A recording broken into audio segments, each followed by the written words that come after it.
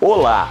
Com certeza, 2018 é a eleição mais polarizada da história do Brasil. Todo mundo se odeia, todo mundo se xinga e ninguém concorda. Mais do que uma cadeira presidencial, essa eleição também traz mais uma batalha da guerra de narrativas. Sim, desde a democratização no Brasil, vivemos uma guerra maniqueísta de disputa entre virtudes e defeitos na política. Essa disputa começa ainda no início dos anos 90, com o impeachment do Collor e a posse do Itamar Franco do PMDB. O sucesso do Plano Real, o fim da inflação galopante e outros acertos econômicos colocaram o centro como dono das virtudes políticas. Equilíbrio, estabilidade, segurança econômica. Desse cenário, PMDB e PSDB do Fernando Henrique Cardoso viraram os representantes dos brasileiros contra a esquerda. Esquerda essa que dentro dessa guerra de narrativas tinha a imagem de desordem, bagunça, desequilíbrio econômico. E o centro, dentro dessa guerra de narrativas, também virou representante dos brasileiros contra a direita, que por conta do regime militar tinha imagem de repressão, falta de liberdade, etc. Até a segunda metade do mandato do FHC, o centro dominou as narrativas. Era o dono das virtudes. Mas a volta da crise econômica, queda do poder de compras e uma população pobre mais engajada fizeram surgir um novo dono das virtudes. A esquerda, e em especial o PT. Por ser o único que era realmente oposição a esse centro, já que a direita inexistia e era representada apenas por personagens caricatos como Enéas, no início dos anos 2000, Lula e o PT surgiram com a imagem de representante da população mais pobre, justiça social e honestidade.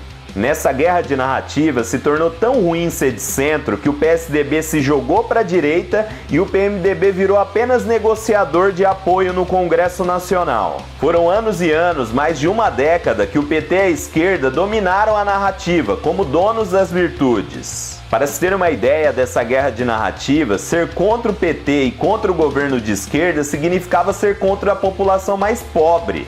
Mas no fim do primeiro mandato da Dilma, essa situação começou a mudar. Com a queda das virtudes da esquerda por conta dos escândalos de corrupção e a volta da crise econômica, a direita, que até então estava escondida, começou a crescer e se apoderar das virtudes nessa guerra de narrativa. O surgimento de grupos jovens de direita fizeram com que a imagem da direita mudasse. O que antes dentro dessa guerra de narrativa significava autoritarismo, falta de liberdade e opressão, passou a significar na cabeça das pessoas combate à corrupção. Do feio e pouco asseado Enéas surgiram os jovenzinhos bem vestidos do MBL, do Novo e do Vem Pra Rua. E a esquerda, que era dona das virtudes, passou a ser vista como sinônimo de corrupção e destruição dos tais valores morais. A imagem de defensora dos pobres foi perdida nessa tal guerra de narrativas. E então chegamos a 2018, onde Bolsonaro se tornou o primeiro candidato a chegar no segundo turno defendendo o regime militar,